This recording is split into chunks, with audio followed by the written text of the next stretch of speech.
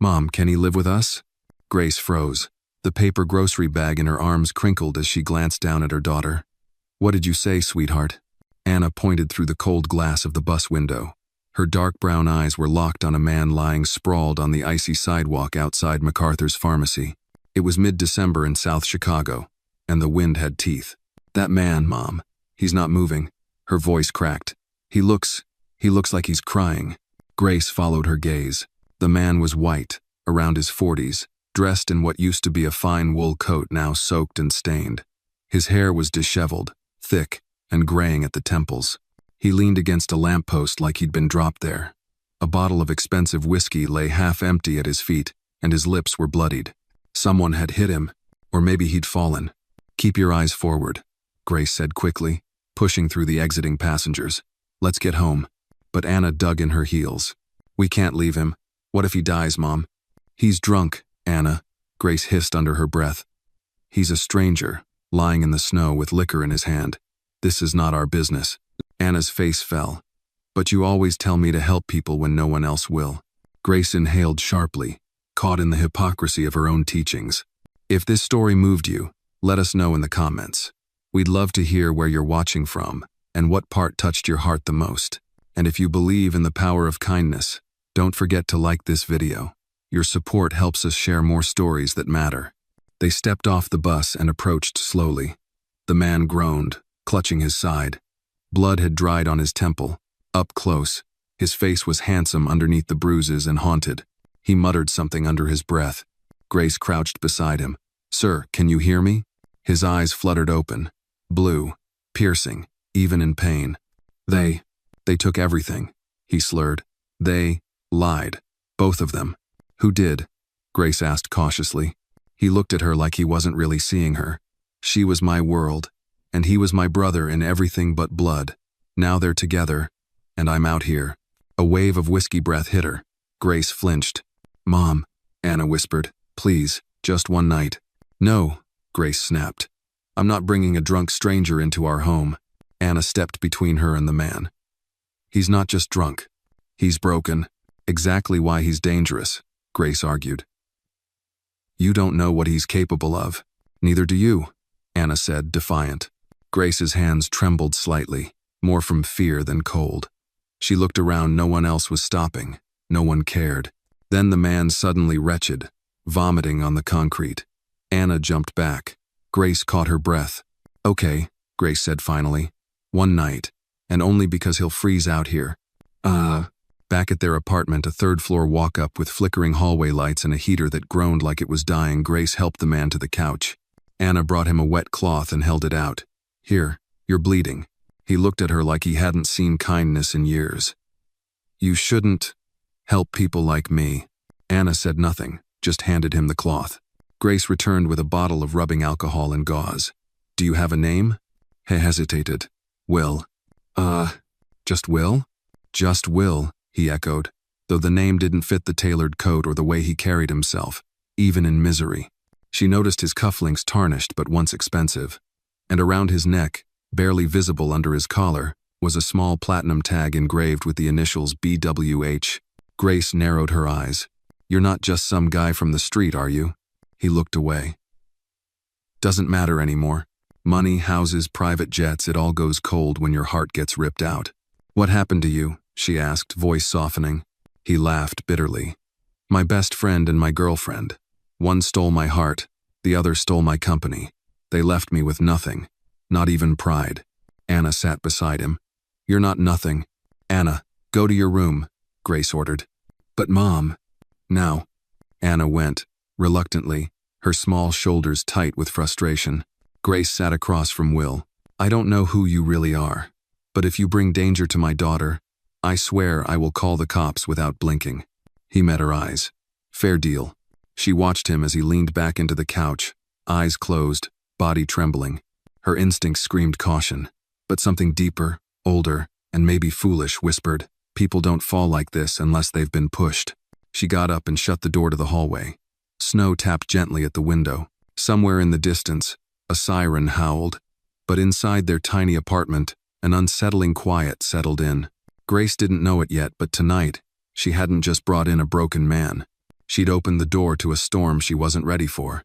Morning crept in through the slats of the blinds, casting soft golden stripes across the faded carpet. The apartment smelled of eggs and instant coffee. Grace stood barefoot in the kitchen, flipping pancakes on a scratched skillet, her mind replaying last night on a loop. The man Will was still asleep on the couch, curled beneath the old quilt from her grandmother. He hadn't moved much since she laid him down, though once or twice during the night she thought she'd heard him whispering in his sleep. Names, maybe, or curses. Anna padded into the kitchen, hair a mess, rubbing sleep from her eyes. Is he still here? Grace nodded. He's sleeping. Do you think he's a bad guy? Grace didn't answer right away. I think he's someone who's lost more than we'll ever know. Anna sat at the table, swinging her legs. He's not like the other men who sleep on the sidewalk. He talks different. Grace poured coffee into her chipped mug. He said he was betrayed by his best friend and his girlfriend. Anna's mouth fell open. Like in the movies? Worse, Grace murmured. They both turned at the sound of movement. Will sat up slowly, blinking against the sunlight. His face was still bruised, but cleaner. The swelling around his eye had gone down, revealing pale blue eyes that looked out of place in their cramped living room. Good morning, Grace said cautiously. He looked at her, then at Anna, who waved. Will cleared his throat. I didn't dream this, did I? You actually brought me home. You collapsed in front of my daughter, Grace said bluntly. She wouldn't let me walk away. He nodded. She's got a heart. She gets that from me, Grace added. Will chuckled softly, then winced. My ribs feel like they went 10 rounds with a freight train. You want pancakes? Anna piped up. They're not fancy, but they're good. Will glanced at Grace, who gave a slight nod. Sure, if it's no trouble. Soon they sat around the small table. Will ate slowly, as if savoring each bite like it was his first real meal in days. So, Grace said, watching him, you want to tell me who you really are? He paused mid-chew, then set his fork down. I told you, I'm Will. That's not the name on your tag. He looked up sharply. You saw that? I work in a hospital, remember? I noticed details. He sighed, leaning back. Fine. Bernard William Harlan. But that name doesn't mean anything anymore. Anna's eyes widened. Wait, the Bernard Harlan? The one who disappeared? Grace shot her a look. You've heard of him? I saw it on YouTube. People thought he got kidnapped or killed. Will Bernard rubbed his temples. I wasn't kidnapped. I walked away. Why? Grace asked. He stared out the window for a long moment. Because everything I built, everything I believed in, was ripped out from under me. My best friend Derek, he was my COO, my college roommate, my brother in every way but blood. He manipulated the board, convinced them I was unfit, said I was unstable after my mother passed. He paused. He had help. The woman I loved. The girlfriend? Grace asked. Bernard nodded. Elena, I was planning to propose. Turns out she'd been with him for months. They used my grief against me. When I finally found out, I snapped. Not violently, just. I broke, got drunk, got lost. Didn't care if I came back. Why didn't you fight them? Grace asked, her voice sharper than she intended. I tried, but power plays like that, they don't happen in courtrooms. They happen behind closed doors. I didn't have the strength. So I left. Anna stared at him, open-mouthed. That's horrible. Yeah, he muttered. It was. Grace folded her arms. So what now? You just stay hidden forever? I hadn't planned that far, he admitted. Didn't think I'd make it through the week. A long silence settled over them. Then Anna, her voice small, said, You can stay here. Grace raised an eyebrow. Excuse me? I'm just saying, he's not dangerous. He's hurt. Will looked away. I can't stay. I've already taken too much. No one's asking you to, Grace said. But maybe you do need somewhere safe. Just until you figure things out. He stared at her, surprised. You don't even know me. No, I don't, she admitted. But I know what it's like to have no one believe in you. Anna smiled. We believe you. Just then, a knock sounded at the door. Grace froze. 3 sharp raps. Not a neighbor's knock. She walked to the peephole and peered out. A tall man in a long black coat stood outside, holding what looked like a leather portfolio. "Who is it?" Bernard asked, already rising. "No idea," Grace said, heart pounding. "But I don't like it." He crossed the room quickly and ducked out of sight. "Don't let him see me." "What do you mean?" "I don't know who he is. But if he's from the board, or a lawyer, or Derek's people, I don't want them to know I'm alive." "Not yet." The knock came again, firmer this time. Grace whispered, "Go to the bedroom, now." Bernard hesitated, then nodded, and disappeared down the hall. She took a breath, straightened her shoulders, and opened the door just a crack. "Can I help you?" she asked. The man smiled politely. "Good morning, ma'am. I'm looking for someone. He may have passed through this neighborhood recently." Grace held the door tighter. "We don't take visitors." He handed her a photo, grainy, faded, but clearly Bernard, in a suit. "Have you seen this man?" the stranger asked. Grace looked at the picture, then at the man, and with her heartbeat thudding in her ears, she said, "Number, never seen him in my life." Grace closed the door slowly, her fingers lingering on the knob even after it clicked shut.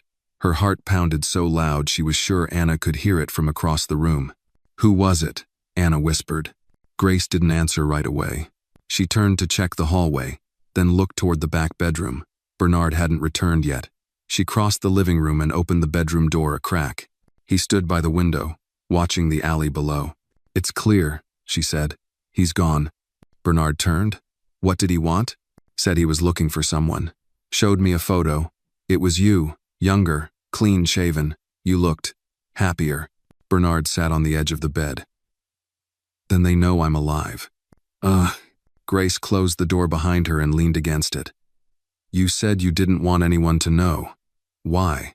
"I don't trust them," he said flatly. "If Derek knows where I am, he'll do whatever it takes to finish the job." "You're a billionaire," Grace replied. "Can't you just hire lawyers and take it all back?" Bernard laughed without humor. "Do you think this is about money? It was never about the dollars. It's about control, reputation, image. Derek didn't just want my company, he wanted my story, my legacy.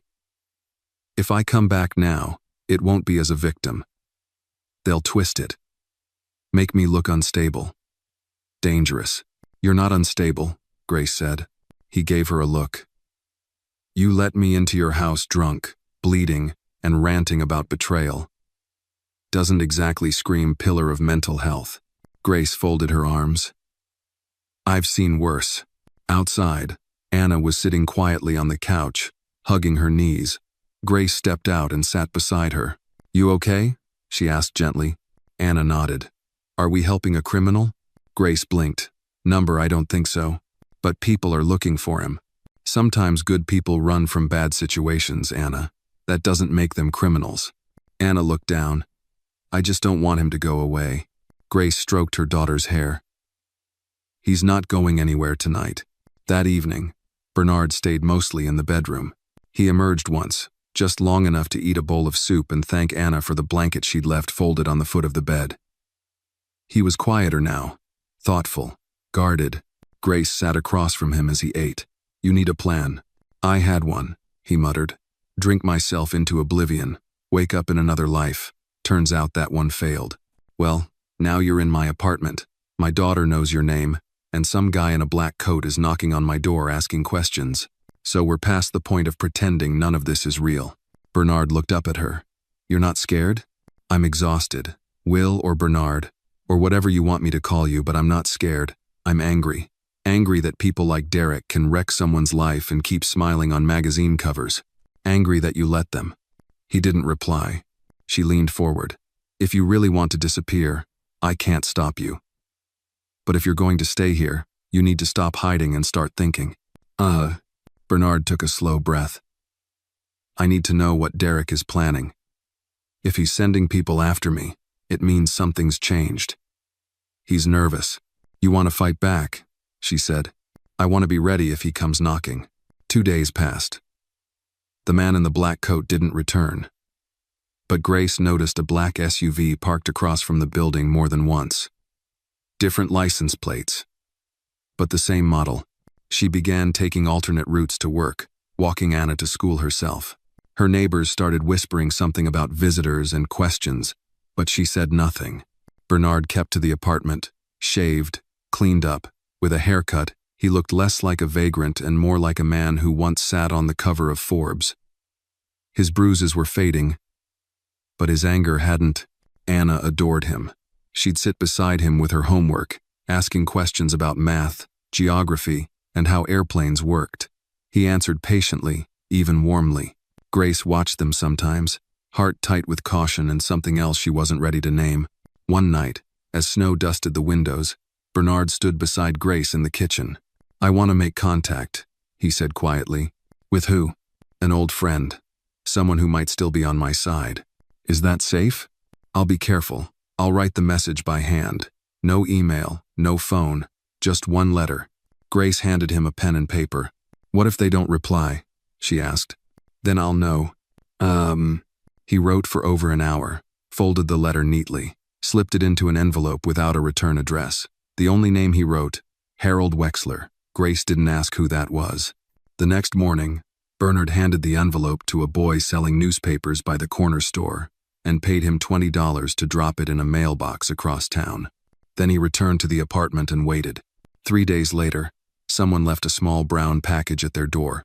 No note, no knock. Grace brought it inside. Inside the box, an old flip phone and a thumb drive.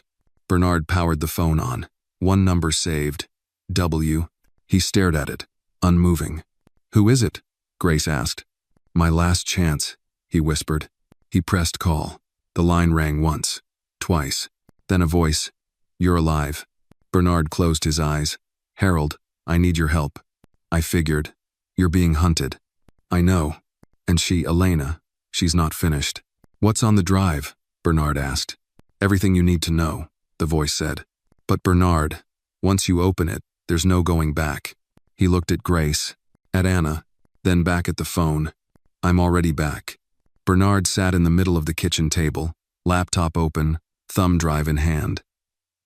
The room was quiet, except for the low buzz of the refrigerator and the occasional creak of the radiator. Anna had gone to bed early, tucked in under layers of blankets with her favorite book. Grace stood nearby, arms crossed, unsure whether she should be afraid of what they were about to find, or more afraid of what it might mean if they found nothing. "You sure this is a good idea?" she asked. Bernard didn't look up. "Number. But I'm more afraid of staying blind." He inserted the thumb drive. The screen flickered. A single folder appeared. Sable Documents. Harlan Holdings. He clicked.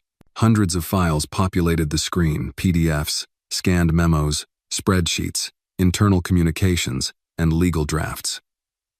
But one document stood out. Sable, Phase 4, Project, Doc.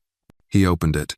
It was a contract, dated 6 weeks before his disappearance, drafted between Derek Wexley, acting CEO of Harlan Holdings, and a firm called Sable Industrial Development, an entity Bernard had never approved or heard of during his tenure. He scrolled further. Attached was a project overview, a land development deal involving properties Bernard had publicly refused to touch low-income housing districts in Detroit and South Chicago. The language was clear: evictions, demolition, and redevelopment into luxury condos. "I said no to this," Bernard muttered. "I told the board we wouldn't touch those communities. We were going to invest in them, not displace them." Grace leaned closer. "So he waited for you to disappear, then pushed the deal through." Bernard nodded, "and forged my signature on the approval drafts." He clicked through a few more files, emails between Derek and Elena. Bernard's face tightened as he read. "I still have the original document," one email from Elena read. "But if he ever resurfaces, we'll claim he was unstable. We'll say he signed off, then had a breakdown." "They planned everything," Bernard whispered. "From the start." Grace placed a hand on his shoulder. "Now you have proof." "It's not enough," he said. "This isn't a movie, Grace.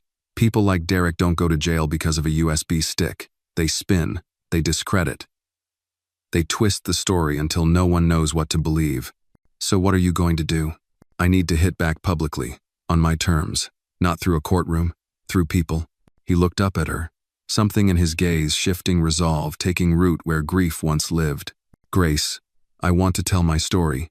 The next morning, Bernard asked to borrow Grace's old laptop. He spent hours typing, deleting, rewriting. His hands moved with a kind of urgency, like a man trying to put his entire soul into one message. He didn't eat, barely drank. Occasionally he'd stare at the wall, jaw tight, before diving back in. That night, he called Anna into the living room. "I need your help," he said gently. Anna's eyes lit up. "Really? I want you to listen to something I wrote. And you tell me if it makes sense." She nodded and sat on the couch, legs tucked under her. Bernard took a breath, opened the document, and began to read aloud. It wasn't technical. It wasn't business jargon. It was a confession. A story. He told of how he built Harlan Holdings from a spare bedroom operation into a billion-dollar enterprise, how he focused on community investment, how he believed in second chances because his own mother had been a drug addict who got clean thanks to a neighborhood rehab center that Harlan Holdings eventually helped fund. He told of Derek, his best friend, and Elena, the woman he loved, how they betrayed him, how they used his grief after his mother's death to paint him as erratic, how the board voted him out, how he disappeared rather than fight a machine he couldn't control. He ended with this: "I am not writing this for sympathy. I am writing because power unchecked is a danger to everyone.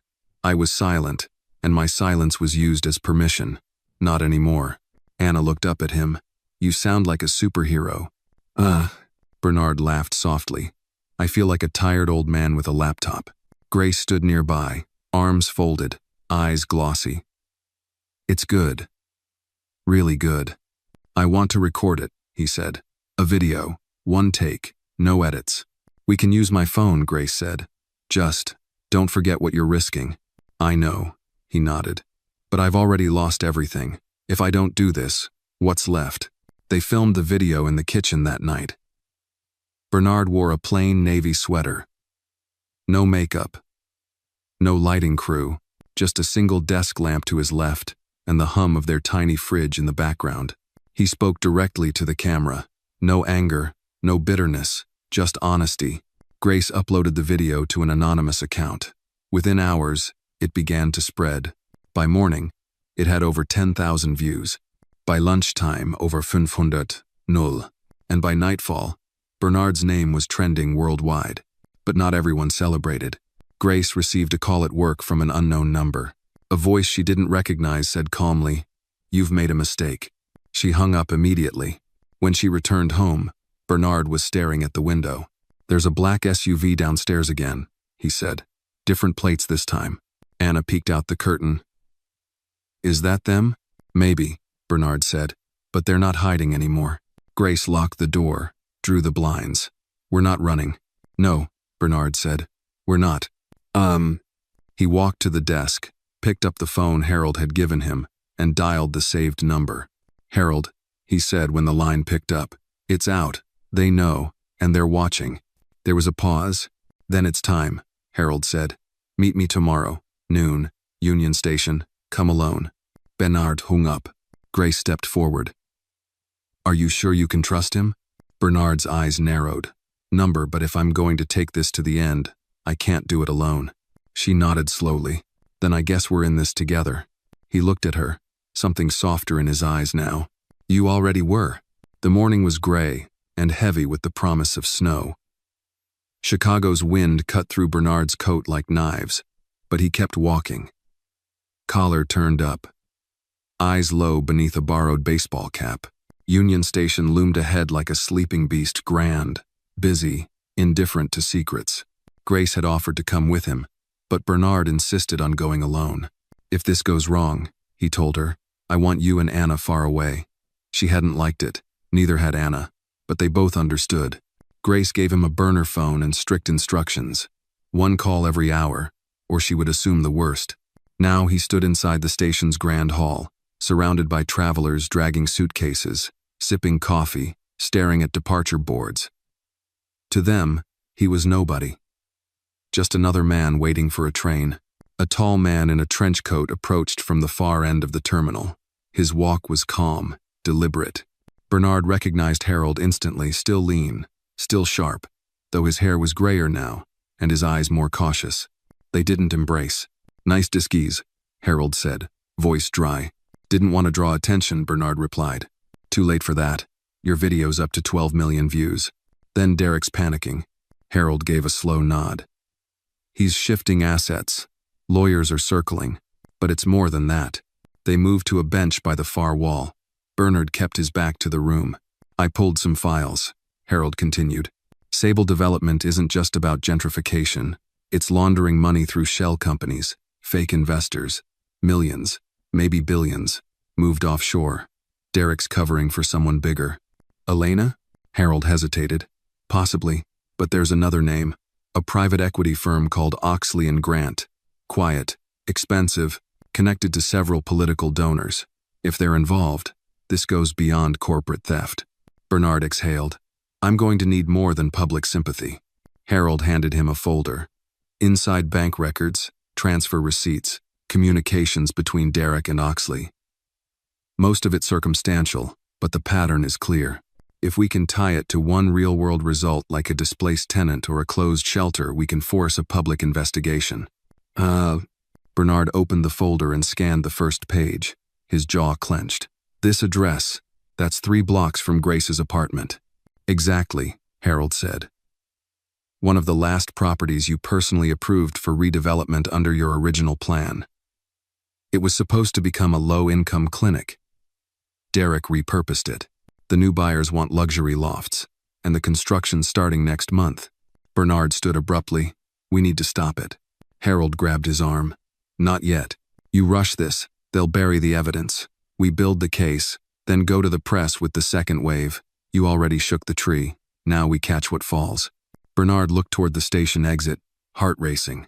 They're watching Grace, he said. I know it. Then you need to disappear again. Just for a while. Bernard shook his head. I promised her I wouldn't. You can't protect them from the front line, Harold warned. If they see you, they'll come for them too. Bernard hesitated, then handed Harold the folder back. Keep digging. I'll find the people affected. Get their stories. He turned to leave. Bernard, Harold said, voice low. This doesn't end clean. Be ready for that. Bernard didn't answer. Back at the apartment, Grace was pacing. He's late, she said, glancing at the clock for the 3rd time in 10 minutes. Anna looked up from the couch. Maybe his phone died. Or maybe someone followed him. The knock on the door made her jump. She moved quickly, peering through the peephole. Bernard. Alone.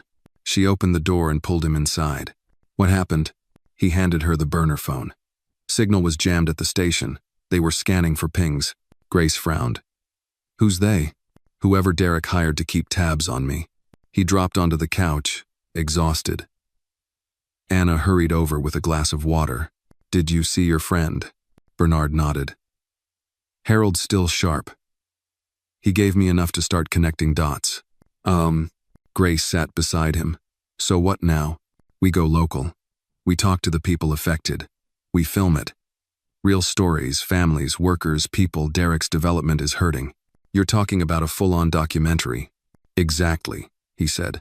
They tried to silence me with corporate press. I'll fight back with human truth. Grace smiled despite herself. You really were made for this. I was made to help, Bernard said quietly. I just forgot how for a while. He turned to Anna. Do you still want to help? She grinned. I already charged the camera. Over the next week, they worked quietly, methodically. Bernard and Grace interviewed tenants facing eviction, nurses losing jobs due to closed clinics, retired veterans whose homes were being bulldozed. Anna handled the camera like a pro, asking questions no adult dared to. One man cried when Bernard told him the project had been approved under false pretenses. You mean, this wasn't supposed to happen? He asked. Bernard shook his head. Number I fought for the opposite. Another woman, a mother of 3, offered them dinner after the interview. No one ever listens to people like us, she said. By the end of the week, they had 10 hours of footage.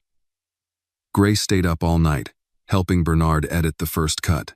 The new video went live on a Sunday morning, titled simply, The Cost of Corruption. It was raw, real, unflinching, and it exploded online. Reporters called, activists rallied. A senator tweeted it with the caption, Time to investigate Harlan Holdings. But with visibility came danger. That night, as they returned from a grocery run, Grace noticed her door was slightly open. She pushed it slowly. The apartment had been ransacked. Drawers dumped. Cabinets open. Bernard's laptop gone. Anna gasped. Grace pulled her close. Bernard stared at the wreckage, his jaw locked. They know we're close, he said. Grace nodded. So what do we do now? Bernard looked at them both. Then at the broken pieces of the life they were trying to rebuild. We don't back down, he said. Now, we go public, in person. The community center on Halstead Avenue was packed. Foldable chairs lined every corner of the old gymnasium, creaking under the weight of neighbors, activists, and media personnel. Fluorescent lights buzzed overhead. The smell of stale coffee, nervous sweat, and camera equipment filled the air. At the front of the room, a modest stage had been set up with 2 microphones, a projector, and a modest cloth banner that read, "Voices from the Ground, Truth, Transparency, and Community." Grace adjusted her blazer in the hallway behind the stage, heart pounding in her ears. Bernard paced nearby, hands trembling, not from fear but from anticipation. Anna stood in the corner, filming everything with her now beloved camera, her expression focused, mature beyond her years. "You still have time to back out," Grace said, half teasing, half serious. Bernard stopped pacing. "This time, I'm not walking away." She reached over and straightened his collar. "Then go give them a reason to believe again." He gave her a soft, grateful smile. A few minutes later, Bernard stepped onto the stage. A hush fell over the crowd, save for the occasional cough or the click of a camera shutter. Grace followed and stood slightly behind him, hands clasped. Bernard took a moment to look around the room, faces of all colors, all ages, all waiting. "My name is Bernard William Harlan," he said, voice firm. "And I'm here to tell you the truth." Gasps echoed softly through the crowd. "I disappeared 9 months ago. Some of you thought I died. Others believed I ran. The truth is I was betrayed." He paused, then continued. "My best friend and my partner Derek Wexley manipulated my company, the board, and the media. He forged documents, pushed illegal development deals, and disguised displacement as progress. He was not alone. A network of silent players, investors, lobbyists, and corporate thieves stood by, profited, and let it happen. Murmurs rippled through the audience. Bernard motioned toward the projector. Grace clicked the remote. The screen lit up with photos of homes torn down, families forced out, closed clinics, empty lots surrounded by steel fences. These communities were never supposed to be demolished, Bernard continued. "I fought for them. I said no. That's why I was removed." Someone from the crowd shouted, "Why should we believe you now?" Bernard didn't flinch. "Because I've lived among you for the last month, in hiding, in fear, but also in hope. I've heard your stories, I've seen the pain, and I've recorded every bit of it." The projector now showed short clips, testimonies from locals, some crying, some angry, all real. "I am not here to ask for sympathy," Bernard said. "I am here to demand accountability." The crowd erupted into applause. Reporters rushed forward, yelling questions. Bernard stepped back from the mic. Grace stepped forward. "We have submitted these documents and testimonies to federal investigators," she said. "There will be legal consequences." Another hand shot up. "Are you afraid, Mr. Harlan?" Bernard turned back to the mic. "I was, but not anymore." That night, the event footage went viral. National networks aired it within hours. Hashtags like #HarlanSpeaks and #Voices from the Ground trended across platforms. At 2:43 a.m., Grace's phone buzzed. She rubbed her eyes and answered. A man's voice, low and shaking. "You made your point." She sat upright. "Who is this?" "You're done now. Stay quiet, or the next door that opens won't be yours." The line went dead. Grace stared into the dark room. Bernard was still awake, sitting by the window, watching the street below. "Was it him?" he asked. She nodded. "He's rattled," Bernard said. "We hit a nerve, or poked a sleeping giant." He stood, walked over, and knelt beside Anna, who was sleeping on the couch. Her small hand clutched her camera even in sleep. "I didn't ask for this," he whispered, "but I won't run from it." The next morning, Bernard received a call from Harold. "They're preparing a counterstrike," Harold warned. "You'll be hit with lawsuits, defamation, breach of contract, even mental health claims. They'll paint you unstable." "Let them," Bernard said. "I've got receipts." That's not all, Harold added. Elena's holding a press conference. Today, she's going to accuse you of coercion. She's going to say you abused your power. Bernard exhaled slowly. Of course she is. She's scared. That's why she's lashing out. I need to speak again, Bernard said. Not through a press release, not a tweet. I need people to see my eyes. Grace nodded from across the room. Then we do another video. Raw. Honest. Again. That afternoon, Bernard sat in front of Anna's camera. No lights. No edits. I was in love with Elena. I trusted Derek. I believed our company stood for something more than profit. I was wrong. Not just about them, but about the silence I kept. Silence helps the corrupt thrive. He paused, his voice faltering. I was raised by a woman who clawed her way out of addiction to raise me. She believed in truth. She believed in helping people, even when it was messy, even when it cost something. He looked directly into the lens. I'm not asking for your forgiveness. I'm asking for your attention. Because if this can happen to me, it's already happening to people who have no platform, no voice, no wealth to shield them. The video went live at 7:12 p.m. By 8 o'clock, it was on every major news channel. By 9:30, Derek Wexley released a formal statement. By midnight, federal agents raided the Sable development offices in 3 states. Back in their apartment, the mood was quiet but charged. Anna sat cross-legged, watching her video play back for the 5th time. You think we won? She asked. Bernard didn't answer right away. He sat beside her, arms resting on his knees. We lit the fire, he said. Now we see what it burns. Grace stood by the window, watching the street, and though the night outside was still cold, for the first time in weeks, she felt the faintest warmth of something beginning to change. 3 days after the second video dropped, everything changed. The Department of Justice confirmed it had opened a formal investigation into Harlan Holdings and its subsidiaries. A statement from the DOJ described significant irregularities in corporate filings, real estate acquisitions, and community displacement protocols. But to Bernard, it was more than bureaucracy, it was validation. The call came at 10:17 a.m. from Harold. They froze Derek's personal accounts, Harold said, voice practically buzzing.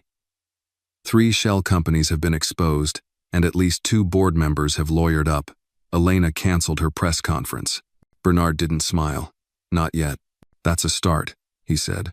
But the people affected still don't have homes. The clinic's still a parking lot, and there's still a price to pay. Oh, Grace watched him from the kitchen table, quietly sipping her coffee. You're not going to rest, are you? Not until I see Derek answer for it himself, publicly. Outside, snow began to fall again, thick and slow, like feathers drifting from the sky. The world felt suspended in a moment between collapse and clarity.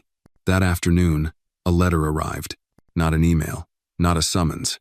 A real envelope, cream-colored, hand-delivered by a courier in a dark suit who said nothing and left the moment Bernard took it.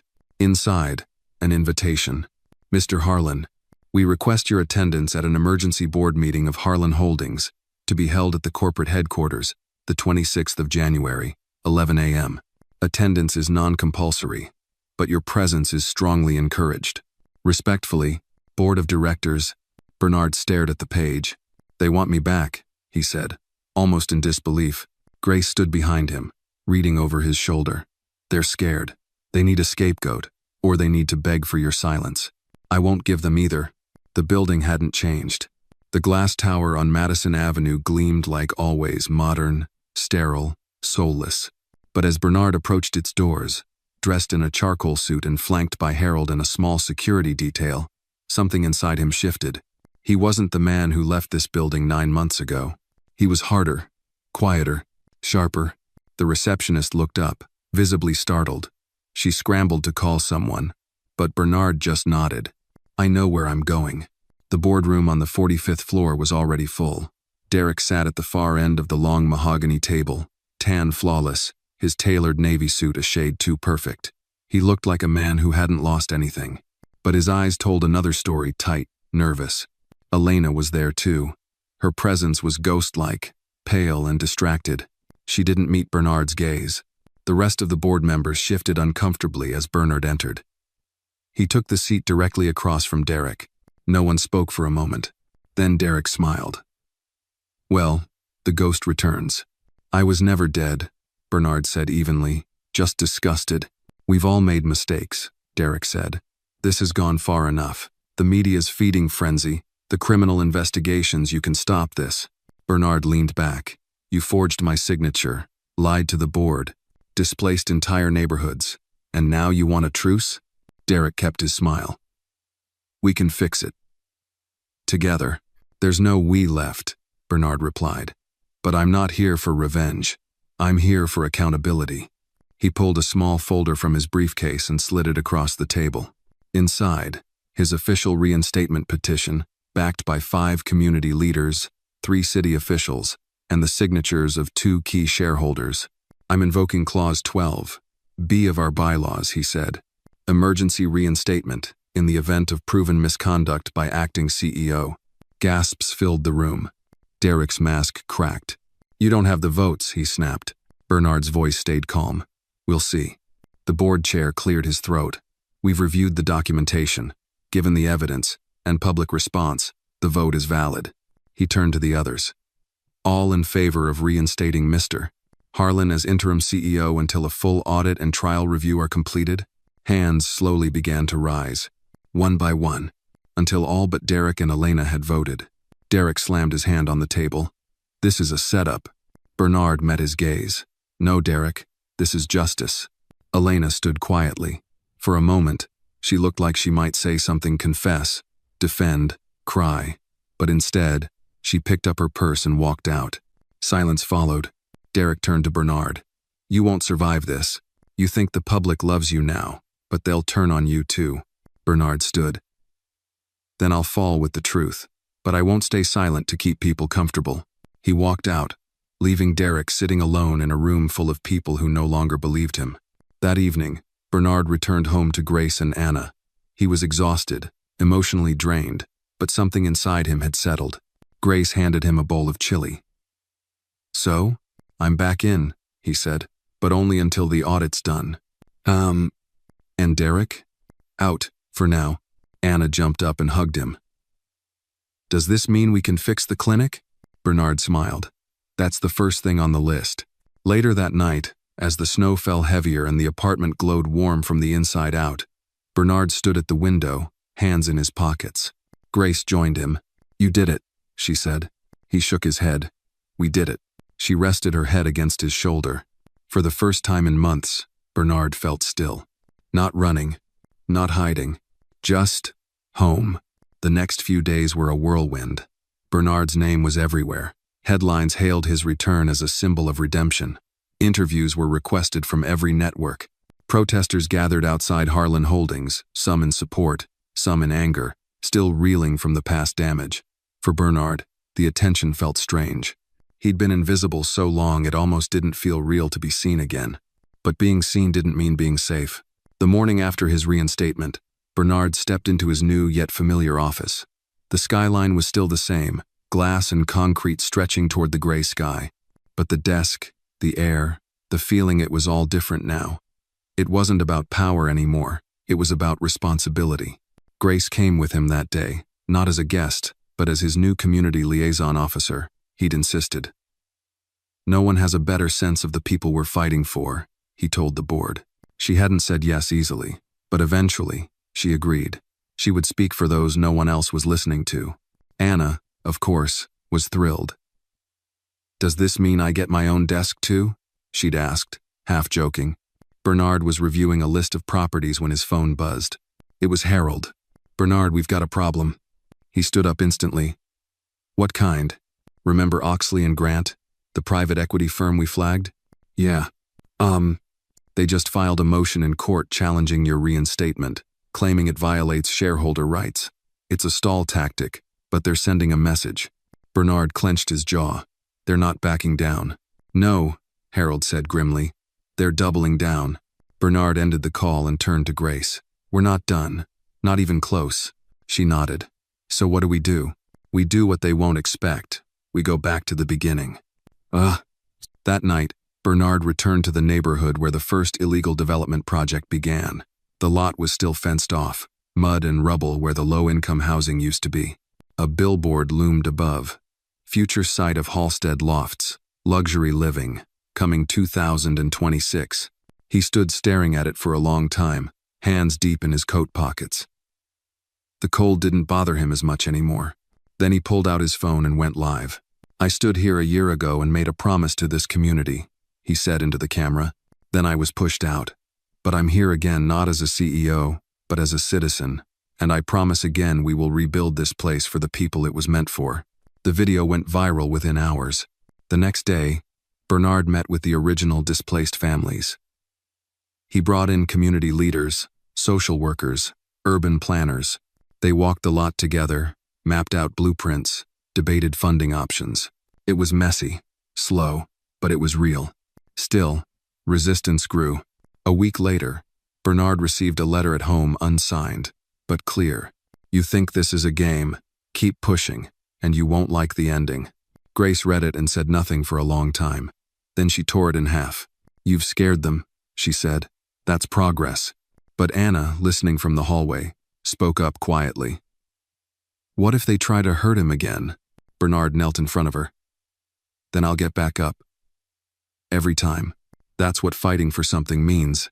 Anna nodded, though her eyes still held fear. Meanwhile, Derek was silent. No statements, no interviews, but rumors flew. He was trying to build alliances in the background, making calls, leveraging favors. Elena, on the other hand, resurfaced in a podcast interview. "I was manipulated," she said smoothly. "I thought Bernard had lost his mind. Derek told me he was paranoid, erratic. I see now that I was used." The host pressed her. "But you stayed silent while communities were destroyed." "I regret that deeply," she said, "and I'm ready to testify if asked." Bernard watched the clip on his laptop. "She's positioning herself. She'll flip to save herself." "Let her," Grace said. "The truth's bigger than her role in it." Still, it stung, to hear her voice, to see her not as the woman he loved, but as a player in something dark and strategic. The next board meeting was even more tense than the last. Bernard stood at the head of the table. Blueprints and ledgers spread before him. "This is the revised development plan for Halstead," he said. "Mixed-income housing, a medical clinic, and a co-op grocery store. Fully funded with redirected corporate bonuses and executive salary reductions." A few board members scoffed. One asked, "You expect us to approve that?" "No," Bernard said. "I expect you to remember why we started this company, and if you can't resign." A long silence followed. Then, one by one, heads began to nod. The vote passed. Barely, but it passed. Later that evening, back at the apartment, Bernard stood at the kitchen sink, washing dishes with Anna, while Grace packed lunches at the counter. "You know," Anna said, handing him a dripping spoon, "you're not like the billionaires on television." Bernard chuckled. "Why's that?" "They don't wash dishes." He smiled. "Maybe they should." A knock at the door startled them all. Grace moved first, peering through the peephole, then opened it. A man stood there in a suit. Late 50s. Face worn but kind. "I'm sorry to drop in," he said. "I just wanted to say thank you. I used to live on Halstead. You fought for us when no one else would." Bernard stepped forward, shaking his hand. "Thank you for staying strong." The man hesitated. "They'll keep coming, you know. The money, the pressure." "I know," Bernard said. "But now, so do they." As the man left, Grace locked the door behind him, then turned to Bernard. "We're in the storm now." He nodded. "But this time we brought our own thunder." The morning began with a jolt. At exactly 7:42 a.m., Bernard's phone buzzed with an alert from the security system at Harlan Holdings. The message was simple, direct, and chilling. "Unauthorized access detected, executive office, 45th floor." He dressed in under 5 minutes, kissed Grace and Anna goodbye, and was out the door before they could ask a single question. The city was still shaking off the frost of early morning when Bernard arrived at the glass tower on Madison Avenue. Security guards were already on the scene, standing outside the executive suite. The door had been forced open. Nothing appeared stolen, but the room had been searched. Not ransacked, searched. With precision, Bernard walked around his desk, inspecting every drawer, file cabinet, shelf. Then he saw it. A small embossed envelope lying neatly on his leather chair. New address. Nucial. He opened it slowly. Inside was a single photo, blurry, but unmistakable. It was a still frame from one of his recent neighborhood visits. In it, Anna could be seen in the background, holding her camera. Behind her, a man in a gray hoodie, face partially obscured, stood watching. On the back of the photo, a handwritten message. You protect the streets, but who protects your home? Bernard felt the ground tilt under him. This wasn't about intimidation anymore. This was personal. He called Grace immediately. Is Anna with you? Yes, she said quickly. Why? Stay inside. Lock the doors. I'll explain everything when I get back. By noon, Bernard sat in a conference room with Harold and 2 digital security consultants. Surveillance footage from the building showed the intruder entering with a forged employee badge. They were in and out in under 10 minutes. They weren't looking for data, Harold said. They wanted to leave a message. Bernard placed the photo on the table. They wanted to remind me that Anna isn't invisible. Harold's jaw tightened. This changes everything. No, Bernard said firmly. It changes nothing. We keep going. But now we move smarter. Later that afternoon, Bernard sat in his apartment, watching Anna as she edited video footage on the living room floor. Her headphones were on, her legs crossed, face lit by the laptop screen. Grace stood in the doorway, arms crossed. She's tougher than you think, she said. She shouldn't have to be, Bernard replied. Grace walked over and sat beside him. You can't control every threat, but you can control how you respond. So what's next? He looked at her. We fight louder. The next step came in the form of a town hall, a massive gathering at the University of Chicago auditorium. Over 700 people packed into the space, with hundreds more watching via live stream. Bernard stepped onto the stage, not as a businessman, but as a citizen determined to finish what he started. He showed them the evidence again. Not just documents, but testimonies, maps, video footage. He explained how the developers used predatory tactics, how they masked displacement under the guise of revitalization. Then he dropped the hammer. We now have evidence that Oxley and Grant funded private surveillance operations to monitor whistleblowers, including myself and my family. Gasps echoed across the room. He paused, letting it settle. But we're not afraid, he said, eyes fierce. Because this isn't just about me. This is about every family who's been pushed out, priced out, or silenced. The applause that followed was thunderous. Grace joined him on stage, and Anna stood in the wings, filming. At the end of the event, Bernard made an open call. I need 10 volunteers, he said, to form the Community Oversight Committee. This won't be a figurehead role. You'll have real power, real say in what gets built and what doesn't. Over 40 people signed up within the hour. Back at the office, things began to fracture. Several board members who had remained quiet now approached Bernard privately. We never signed off on the surveillance, one said. We didn't know. You didn't ask, Bernard replied coldly. That's how corruption wins, through your silence. But he knew there were some still loyal to Derek. Late that evening, Harold returned with news. They're planning a shareholders' vote. Derek's team is calling for a recall. If they succeed, they can remove you again legally. When? 10 days. Bernard didn't flinch. Then we make the next 10 days count. That night, Bernard sat at his desk and wrote a letter, not for the board, not for the media, but for Anna. He placed it in an envelope, sealed it, and locked it in the apartment safe. Grace noticed. What is that? Just in case, he said. She touched his hand. We're not going to lose? No, he said. We're not. The next morning, Bernard received an anonymous email. The subject line read, They're meeting without you. Attached was a voice recording. In it, Derek's voice was unmistakable. We can't let this redemption arc win. Burn his past. Leak the documents. Make him the villain. You want control? This is how we take it back. Bernard listened twice. Then again. His hands shook, not from fear, but from fury. They were planning to twist his history, weaponize his mistakes, and destroy his reputation all over again. But this time, he was ready. He stood up, walked to the window, and stared out at the city below. The wind howled, but he no longer heard it as a threat. It sounded like movement, like justice stirring, like change coming. The storm hit fast. By sunrise, Bernard's face was plastered across every major news outlet. but not in celebration, in condemnation. Headlines screamed, "Former CEO's secret past exposed. Harlan's financial misconduct uncovered. Once a hero, now under fire." He stood in his apartment living room, Grace on one side, Anna sitting silently on the couch, her knees pulled to her chest. The television flashed images from his early 20s, grainy photos of parties, careless investments, even a failed startup that had left some investors furious. Worse still, doctored documents appeared, online emails fabricated to suggest Bernard had once approved evictions himself.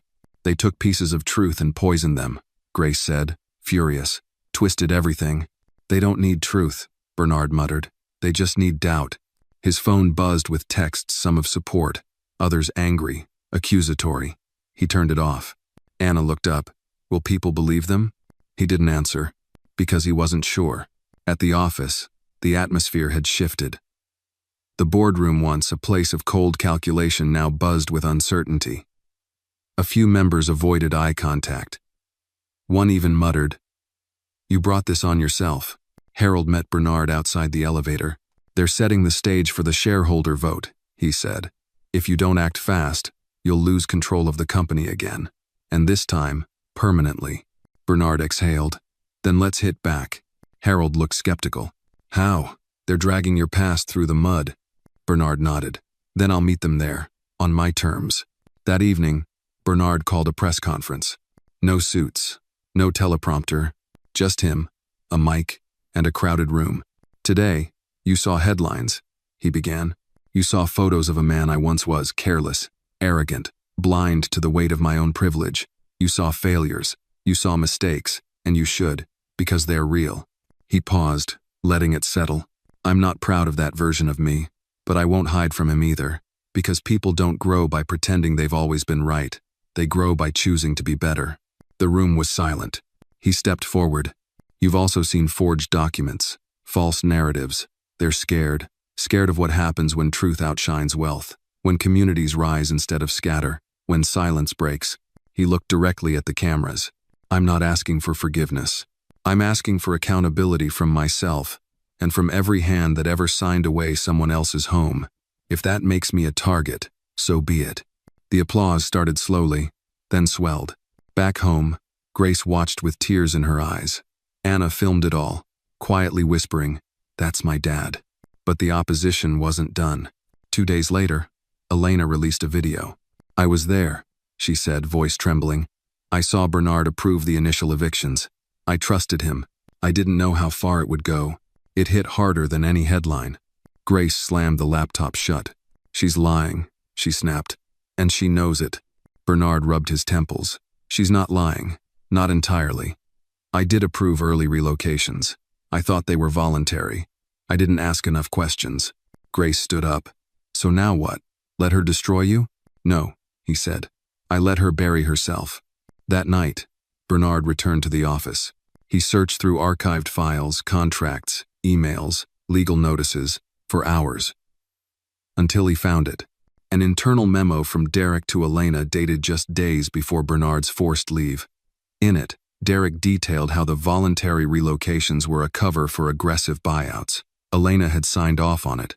He brought it to Harold. "Get this verified," Bernard said. "Chain of custody, timestamps, metadata. I want this airtight." Harold smiled. "You just gave them the shovel for their own grave." On the day of the shareholders' vote, the tension in the conference hall was thick. Cameras lined the back wall. Journalists murmured. Investors whispered. Bernard stood before them all. "You've seen the campaign against me," he began. "You've heard the accusations. I don't deny my past, but I will not allow liars to rewrite the present." He clicked the remote. The memo appeared on the screen behind him. Gasps, murmurs. Then he showed the verification data. The signatures. The timeline. Silence. Then he said calmly, "The people trying to remove me are the ones who broke your trust in the first place." The board chair stood. All those in favor of retaining Bernard Harlan as CEO? Hands went up. Slowly, then more confidently. Derek's allies dropped their gazes. The motion passed. Bernard remained CEO. Again, that evening, Bernard didn't celebrate. He sat on the floor of Anna's room, helping her assemble a jigsaw puzzle. "Did you win?" she asked. He smiled. "Today, yes. And tomorrow?" He paused. "Tomorrow, we keep going, one piece at a time." Grace leaned against the doorway, arms crossed, smiling at them. No victory speech, no champagne, just a puzzle, a family, and a future still being built. A thin mist blanketed the city the next morning. The streets were quiet, the kind of quiet that usually preceded a storm or followed one. For Bernard, it was the latter. The shareholder vote was over. He had won, but the air around him still felt heavy, unsettled. In the apartment, Anna sat by the window, sketching in her notebook. Grace moved quietly in the kitchen, brewing coffee and humming softly to an old Sam Cooke tune. Bernard stepped out of the shower, dried his face with a towel, and caught his own reflection in the mirror. There were more lines than before, more shadows under his eyes, but something else too still. A kind of hard-earned stillness. At the office, things weren't still at all. Harold was waiting for him in the conference room. "We have a leak," he said without preamble. Bernard raised an eyebrow. "Define leak." "Internal communications, project files. Someone's been feeding documents to a private blog. The blog's small but growing fast. They're calling you a false prophet, accusing you of using this redemption narrative to consolidate power." Bernard took a long breath. "So now I'm the villain for fixing what I didn't destroy." "Apparently," Harold replied dryly. Grace entered, holding a folder. "It gets worse. Look at this." She laid out printed screenshots, threats, targeted harassment, anonymous emails aimed at community leaders who had supported Bernard's new housing initiative. One message read, "Step back, or you'll lose everything like he did." Bernard clenched his fists. "They're not after just me anymore." "No," Grace said. "They're going after hope." Later that day, Bernard convened a private meeting in the smallest room on the 12th floor. It wasn't fancy, just a circle of chairs and a whiteboard. But it was honest. Present were 10 community organizers, 3 city council aides, 2 social workers, and Grace. "Why here?" one organizer asked. Bernard smiled. "Because big things should be planned in small rooms." He walked them through the next phase, the Halstead Project, a mixed-income housing and wellness center funded partially by Harlan Holdings and a new community grant. But he didn't pitch it like a CEO. He explained it like a neighbor. "Still, Dautzlinge, how do we know it won't get hijacked like the last ones?" one woman asked. "Because this time," Bernard said, "you're not advisors, you're the decision makers. No project moves forward without your vote." The room buzzed with murmurs. "Real power?" a man asked. "No strings?" "Only one string," Bernard replied. "Transparency." A slow, tentative round of applause started, then grew.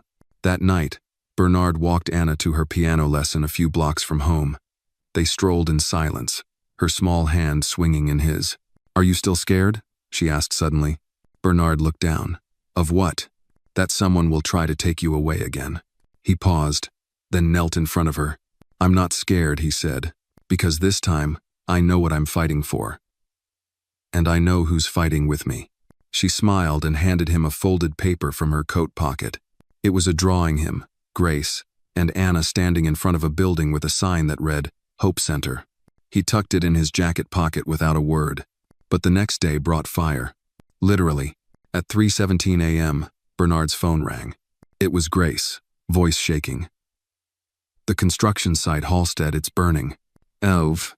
By 3:45, he stood at the edge of the lot, smoke thick in the air, flames licking the framework of what was supposed to be the new beginning. Firefighters worked in frantic rhythm. Police stood by, already cordoning off the area. Grace arrived minutes later, wrapped in a coat, eyes wide with fury. It was arson, one officer confirmed. Accelerants were found at multiple ignition points. Bernard didn't speak. He just stared at the fire. Anna's drawing still sat in his pocket.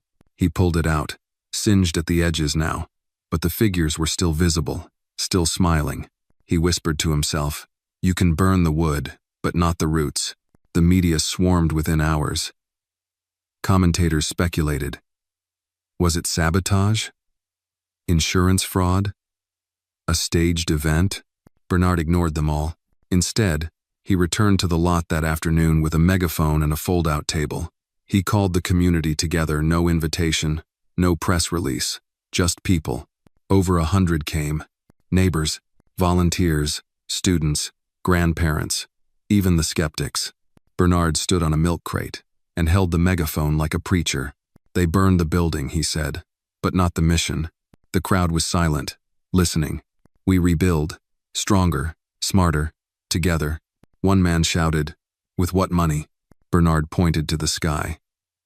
"The foundation fund opens today. Every dollar will be matched by my personal account. And every receipt will be public." A woman raised her fist. "We're in." "Ugh." Cheers erupted.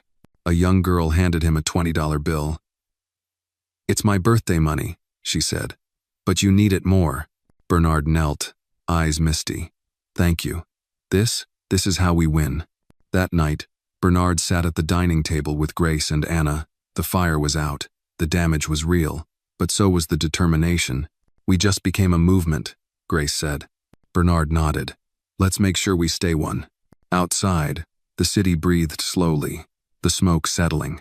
Inside, the embers of something greater had begun to glow. The morning after the fire, the ashes were still warm. But where most would see ruin, Bernard saw the beginning of a new resolve. The Halsted site, charred and blackened, became something more than a burned project. It became a symbol, a call to arms. Bernard stood before the husk of the building in a hard hat and boots, clipboard in hand. Grace was beside him, coat zipped tight, eyes scanning the skeletal remains. Volunteers were already showing up, college students, retired carpenters, parents with thermoses of coffee. No one asked to be paid, no one asked why. Anna had drawn a new poster the night before. It now hung on the chain-link fence. A big red heart over the words, "We still build." "Think it's too hopeful?" she'd asked. Bernard had smiled. "It's just right." At 10 a.m., the first town planning session began right there on site, under a white canopy tent with folding chairs and a beat-up dry erase board. No executives, no developers in suits. Just people. "I've got experience with plumbing," an older man said. "I can help when they lay the new pipes." "I teach architecture at the community college," said a woman. "My students can help design the new layout." Grace looked around, voice steady.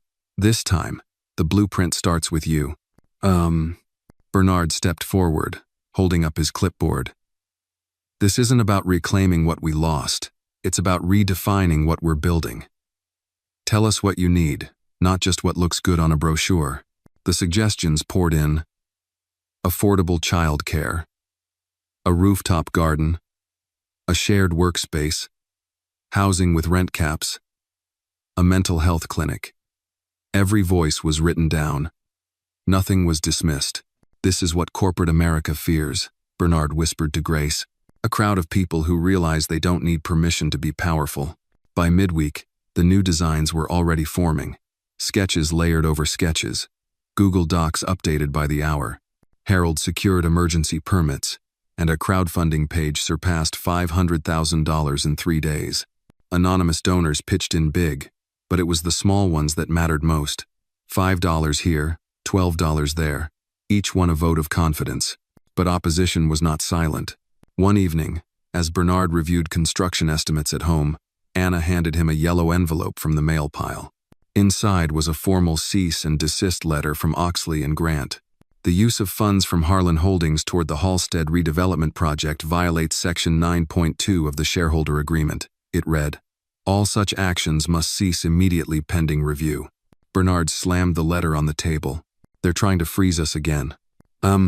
Grace took it, read it, and calmly handed it back. "Then we make it public. Let them explain why they want to stop people from rebuilding their homes." That night, Bernard posted a video. He read the letter word for word, then looked into the camera. "To the shareholders who want to stop this, come down to the site. Look Anna in the eye. Look Grace in the eye. Look every volunteer in the eye and tell them their work has to stop. I dare you." The post went viral. The next morning, a senator called. "We're drafting emergency legislation to protect community-led redevelopment projects. I saw your video. You've got momentum." That same day, A new visitor arrived at the site, a man in a pressed black coat, accompanied by a security team. At first, people murmured, unsure of who he was. Bernard stepped forward, confused. Then he saw him. "Richard Halstead," the man said, extending a hand. "My grandfather founded this neighborhood, before it was ever turned into a development zone." Bernard shook his hand, wary. "I know who you are," he said. "I've seen the footage," Richard replied. "I've seen the corruption. My family's name doesn't mean wealth to me, it means legacy. I'd like to help, not as an investor, but as a builder." Bernard studied him. "Why now?" Richard smiled faintly. "Because I've seen what people can do when they believe in something real." They shook hands again, this time with purpose. Inside Bernard's office, the energy had shifted. A new whiteboard displayed every confirmed phase of the Halstead rebuild. Grace organized daily team huddles. Harold handled legal threats and media narratives.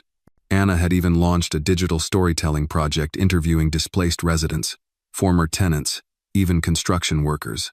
"I'm calling it the ground we stand on," she said. "It's about memory and what gets buried." Bernard hugged her tightly. "You're documenting a movement." She smiled. "I just want people to remember." But not all memories stayed buried.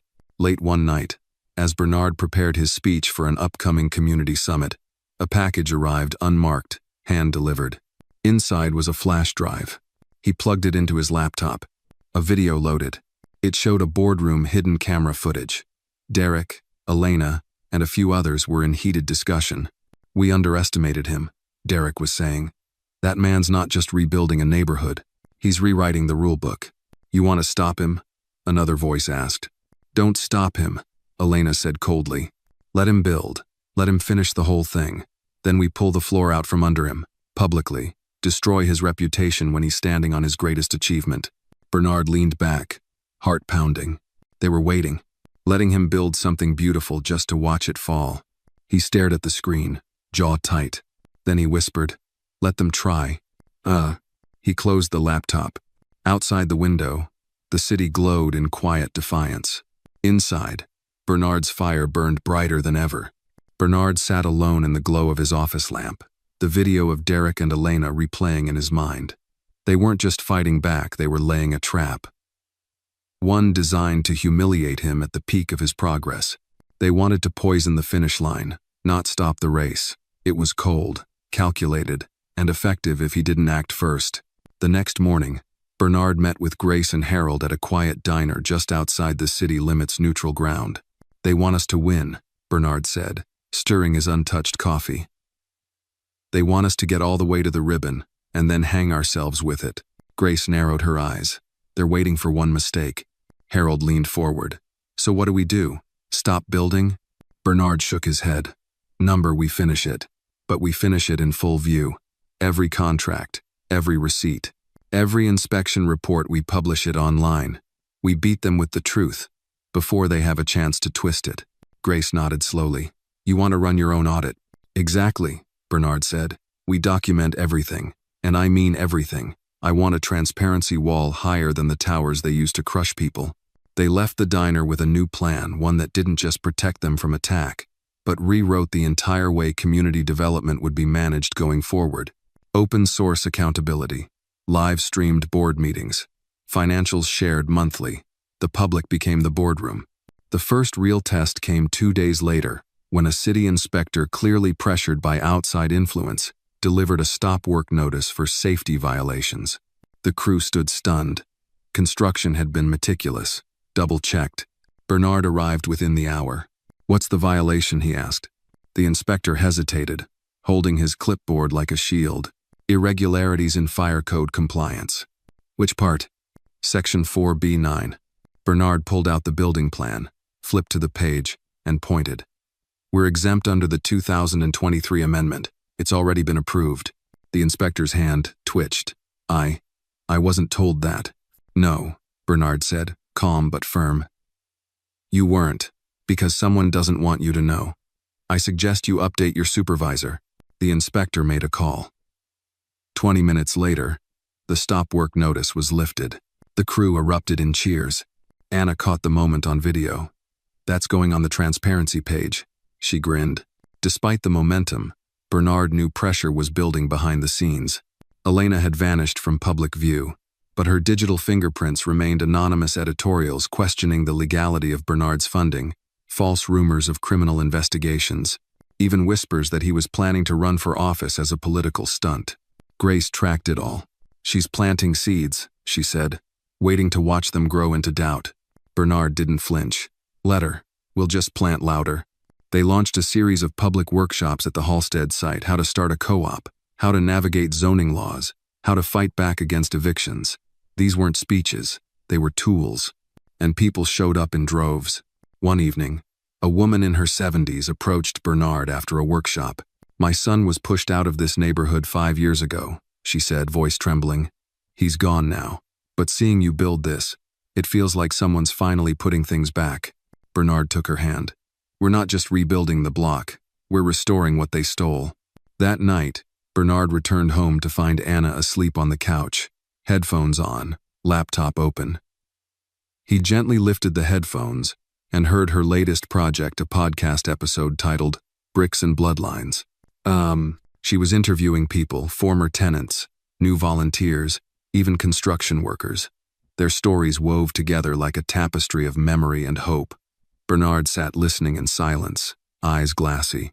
Grace walked in, carrying 2 mugs of tea. "She says she wants to archive the soul of the neighborhood." Bernard smiled softly. "She already has." But the calm didn't last. 3 days later, just before sunrise, Bernard received a call from a whistleblower, an employee inside Oxley and Grant. "They're about to go public with a report," the voice said quickly, "alleging financial misconduct in your foundation fund.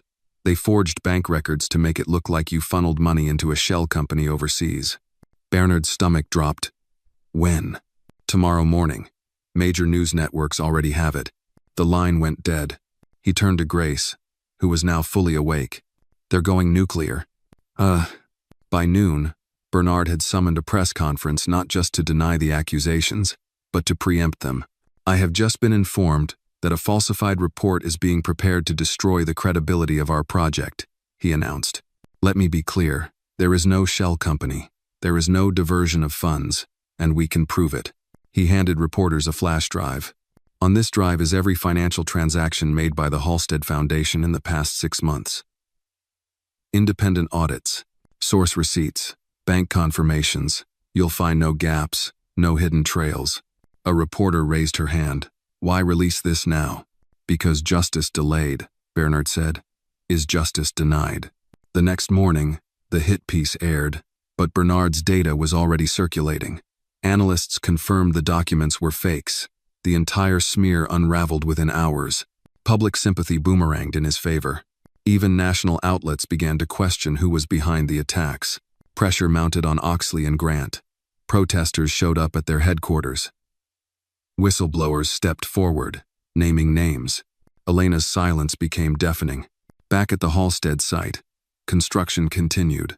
Walls rose. Foundations solidified. But so did Bernard. This wasn't just a fight about property anymore. It was a fight about narrative, about who gets to tell the story and who gets erased.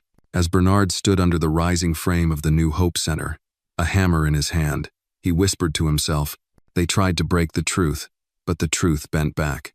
And with each nail, he drove that truth deeper into the bones of the city. The chill of early spring settled over the city, but at the Halstead site, energy buzzed like summer lightning. The frame of the Hope Center stood tall, wrapped in scaffolding and guarded by loyal volunteers who now took shifts around the clock, not because they were asked, but because they believed. Inside the trailer office, Bernard stood before a wall of pinned-up blueprints, contracts, and construction permits. He'd turned the entire space into a living testament of transparency, a real-time shrine to accountability. Grace entered holding 2 coffees, her face drawn but focused. "Legal team confirmed," she said, handing him a cup. The smear campaign's source was traced to a private consultancy firm, one that does regular work with Oxley and Grant. Bernard took a sip, his jaw tightening. "But no direct fingerprints from Derek or Elena?" "Not yet," she replied. "They're too careful." Bernard looked out the trailer window, where Anna played hopscotch with a group of neighborhood kids near the construction zone. Her laughter echoed faintly. It was the sound of peace, and it made what came next even harder. "We need to go public with the video," he said softly. Grace blinked. "The hidden camera footage?" He nodded. "It's the only way to show people this isn't just a corporate feud. It's a sabotage of a public movement. They need to see the intent. But it's risky," Grace warned. "They'll spin it, say it was obtained illegally, accuse you of espionage." "Let them," Bernard replied. "The truth doesn't hide anymore. Neither do I." That night, Bernard uploaded the footage to a secured public archive, accompanied by a single statement. "This is the conversation they never wanted you to hear." It took less than 2 hours to spread. News anchors paused their scripts. Radio stations replayed clips on loop. Social media exploded with fury.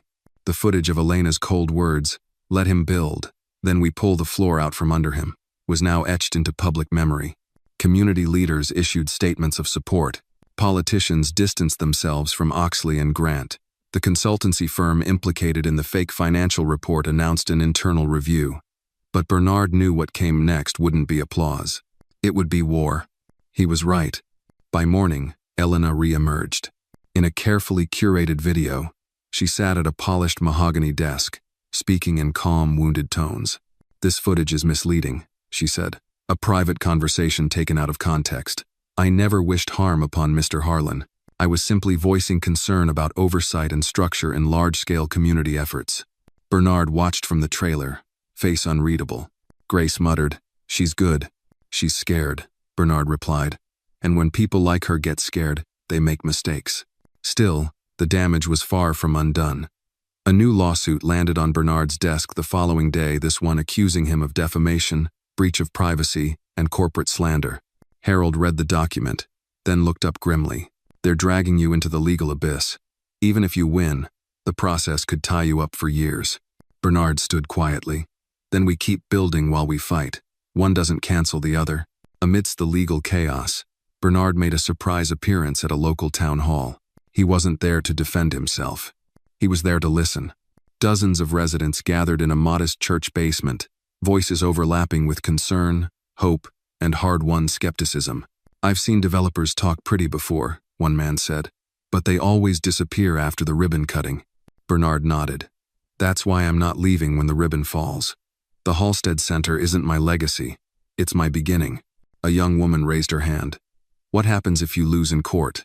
"Then I'll show up the next day with a toolbox," Bernard answered. "Because courtrooms don't build communities, people do." Applause followed, not thunderous, but steady.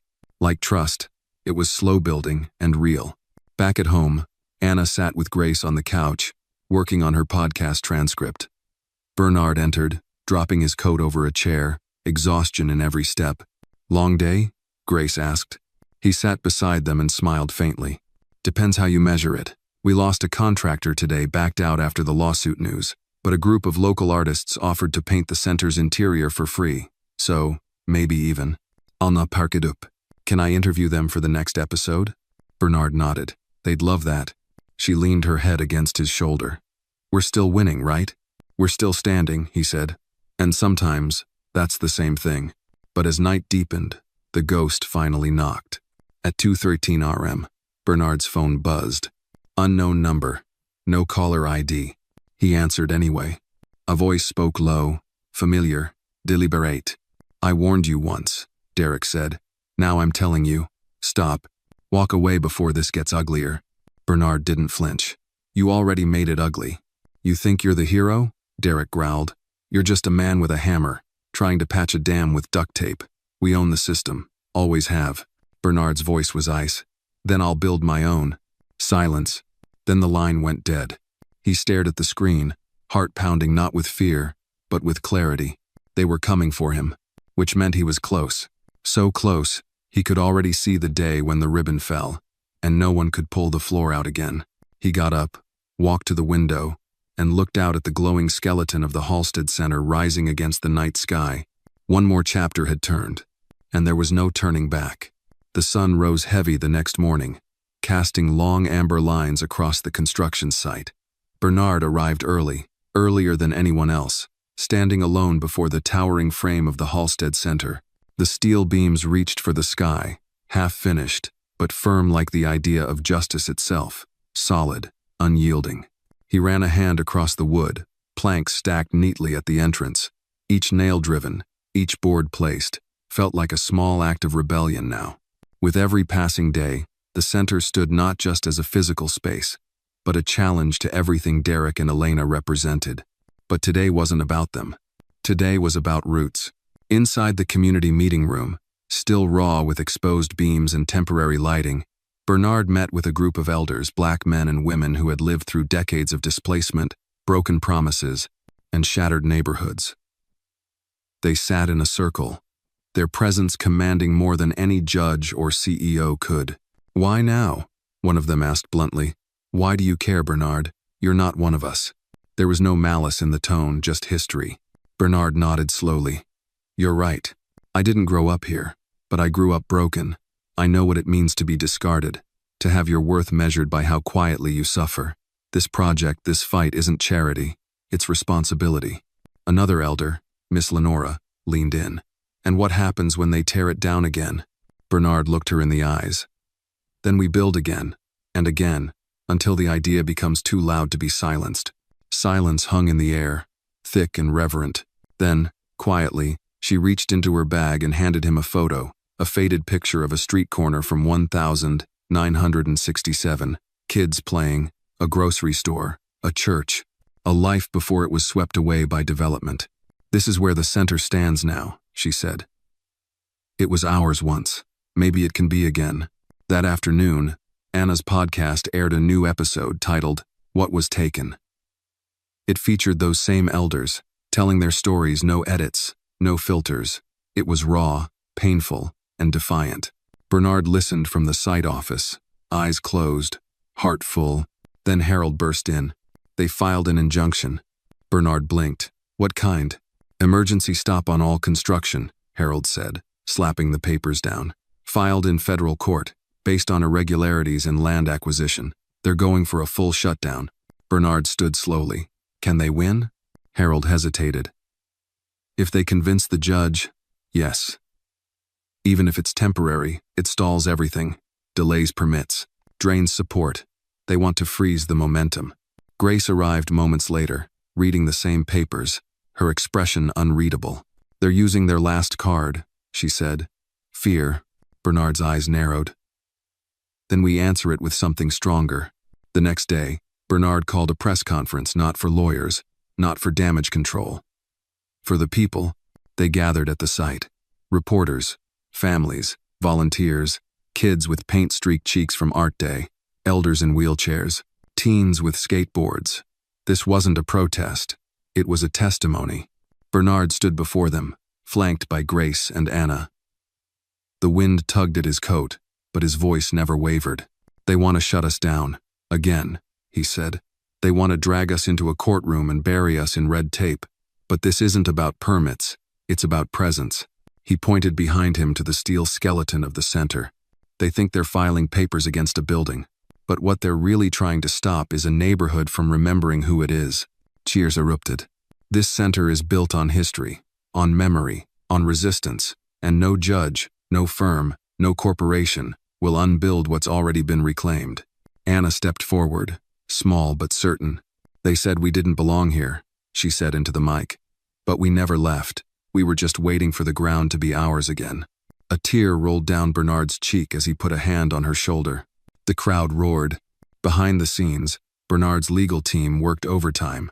Volunteers formed digital squads fact-checking documents, exposing inconsistencies in Oxley and Grant's filings, crowdsourcing timelines and property records. It worked. Within 72 hours, the judge issued a pause, not a shutdown, a temporary stay until all claims could be reviewed. It wasn't a win, but it was a breath. And sometimes, breath was all you needed to keep going. That night, Bernard found himself walking alone through the unfinished hallways of the Halstead Center. The skeletal beams cast long shadows under the moonlight. He ran his hand along the raw wood, thinking of all the hands that would touch these walls, seeking shelter, healing, hope. Then, from the corner of his eye, he saw a flicker, a figure stepping from the shadows. It was Elena. She stood alone, dressed in gray, her posture elegant but tired. You shouldn't be here, Bernard said. I wanted to see it, she replied, before it's either finished or gone. Bernard crossed his arms. Looking for regrets? No, she said. Just history. They stood in silence. Then she added, You've changed. Bernard tilted his head. Number, I just stopped pretending. She nodded. They'll come for you harder now. I know. Elena turned to leave, then paused. They were never afraid of what you'd build, Bernard. They were afraid people would believe they deserved it. And with that, she vanished into the dark. Bernard stood there, pulse steady, breath even. They could come, but the foundation was already laid. And this time, it wasn't built by one man but by many, anchored not in cement but in the will of a people who refused to vanish. And that, he knew, couldn't be torn down. Monday dawned with a cold wind sweeping across the city, as if nature itself was bracing for what was to come. In the heart of downtown, the courthouse stood like a relic, tall, stern, unmoved by time or truth. But today, its marble halls would bear witness to something different. Today, justice wasn't wearing a suit. It wore boots, calloused hands, and the voices of 100 displaced families. Bernard arrived with Grace and Harold by his side. Behind them came a procession, volunteers in construction gear, elders from Halstead's past, students who'd skipped class to stand for something bigger. Anna walked beside her mother, clutching a sign that read, You can't bulldoze memory. Inside the courtroom, the tension was thick. Oxley and Grant's lawyers, polished, cold, and overprepared, occupied one side like a row of statues. Bernard and his team sat opposite, visibly outnumbered but not outmatched. The judge, an older black woman named Justice Marla Boone, entered with quiet authority. Her eyes swept the room, reading more than briefs. The proceedings began. Oxley and Grant's lead counsel launched into a detailed assault, accusing the Halstead project of violating zoning ordinances, misusing community funds, ignoring historical preservation codes. They used words like reckless, unauthorized, and destabilizing. Then it was Harold's turn. He rose calmly, adjusted his glasses, and began dismantling each claim with meticulous precision. The historical preservation claim is unfounded, he said, holding up documentation. The area was rezoned 2 years ago under community petition signed by over 1,400 residents. He moved on to the funding issue. All financials have been made public. We invite the court to review them in real time through our transparency portal. The data is verifiable and open source. He ended with a simple line. This is not a building, it's a recovery. Justice Boone nodded, taking notes slowly. Then she looked to Bernard. Mr. Harlan, do you wish to speak before we recess for review? Bernard stood. I do, Your Honor. He walked to the center of the room, no papers in hand, no script to read from, just presence. I was raised to believe that if something was broken, you fixed it. That if someone was left behind, you reached back. That belief isn't in a blueprint, it's in a promise. To this city, to its people. He glanced at the opposing table. They argue legality. I argue legacy. What's happening in Halstead isn't just permitted, it's necessary. It's a response to decades of being pushed out, priced out, shut out. He paused, letting silence carry weight. This case isn't about one project. It's about whether this city is willing to make room for everyone, not just those who can afford to reshape it. When he returned to his seat, the courtroom was silent, but it was the kind of silence that holds its breath for what comes next. Outside, the crowd had grown. The courthouse steps were covered in handmade signs. People stood with arms linked, singing, not shouting, singing. Anna stood with them, leading a chant that had become the unofficial anthem of the Halstead revival. We are still here. We are still home. Inside, the judge took hours to deliberate. Bernard waited with Grace in the quiet of a back hallway. She's thinking hard, Grace whispered. She's thinking fair, Bernard corrected. Finally, the bailiff called them back in. Everyone stood as Justice Boone returned to the bench. She looked tired, but resolute. I have reviewed the claims, counterclaims, and evidence provided. I have also taken into account the public nature and transparency of the Halstead project, which frankly is unprecedented. She folded her hands. The injunction request is denied. Gasps rippled through the courtroom. She continued, Furthermore, this court recommends a formal review of Oxley and Grant's filings. given discrepancies in documentation and potentially fraudulent exhibits submitted. Bernard's breath caught. Justice Boone's gaze landed on him. This court does not exist to protect corporate interests. It exists to uphold the law, and when that law serves the people, it must serve all people. The gavel came down, and just like that, the project was free. The celebration outside the courthouse turned into a march, peaceful, powerful. People poured into Halstead that night, singing, clapping, cooking food in pop-up tents, writing memories and dreams on the wooden beams of the center. Bernard stood at the heart of it all, a storm of hugs and tears and gratitude surrounding him. "You didn't just win," Grace whispered. "You proved it could be done."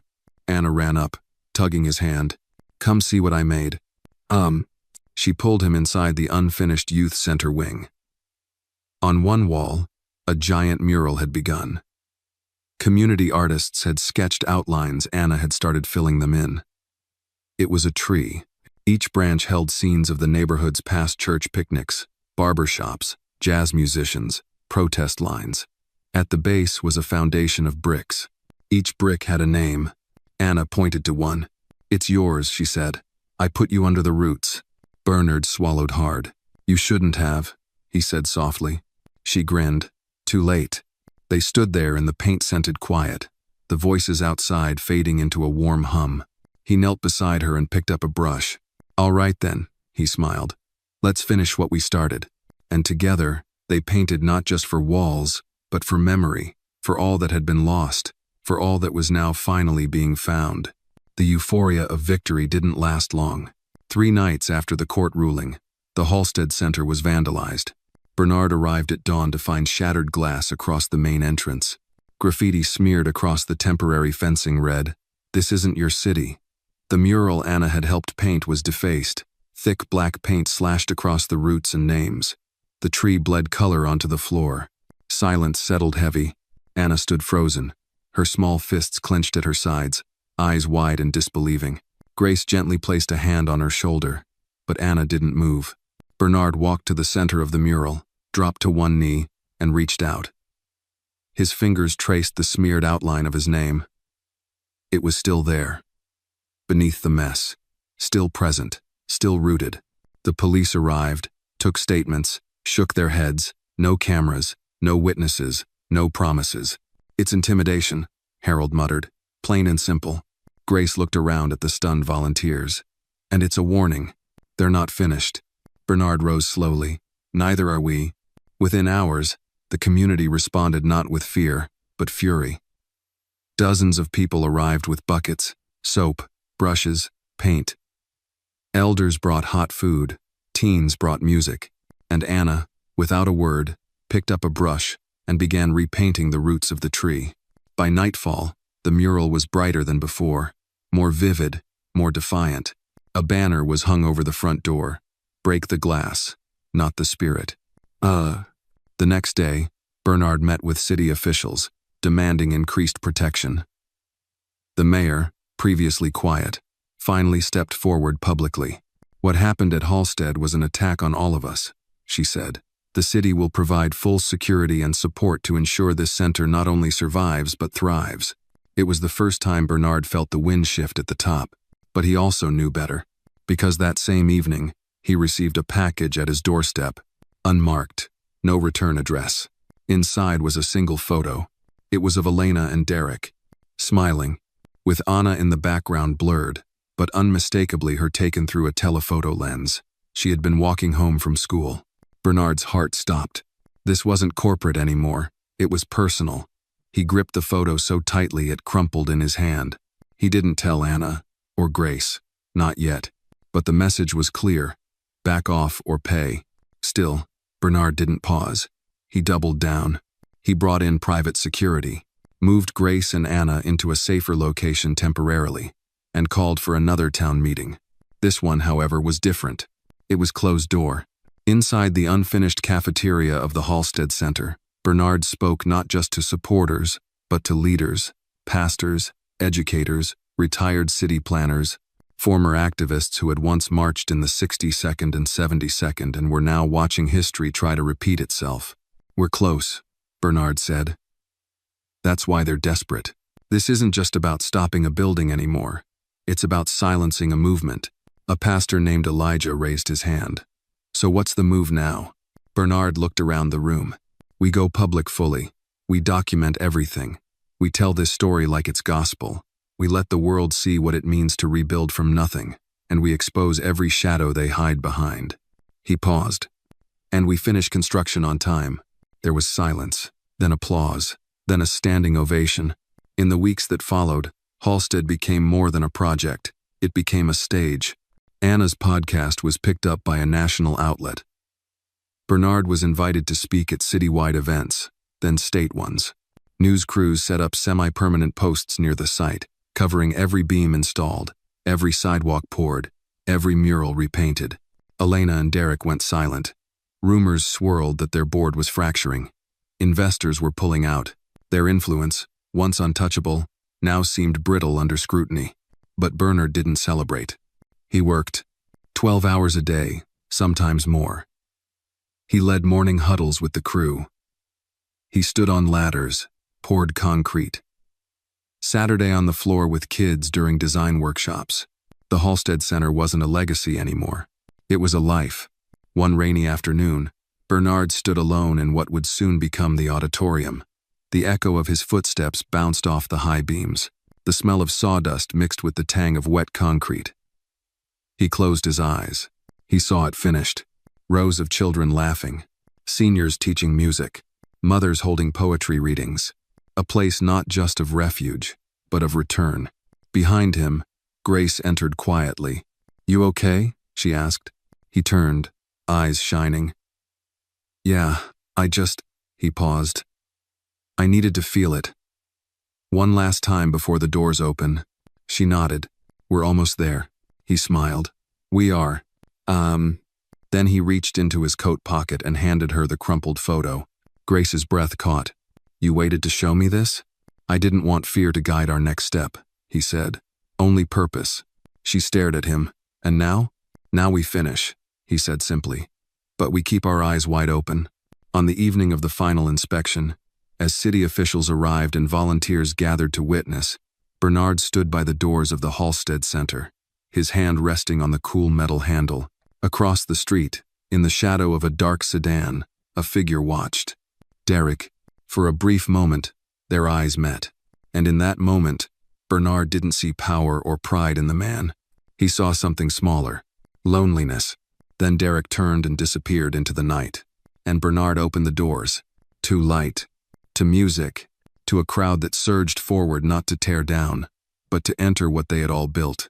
Together, the opening day of the Halstead Center arrived like the sunrise after a long storm, slow, golden, and unbelievable.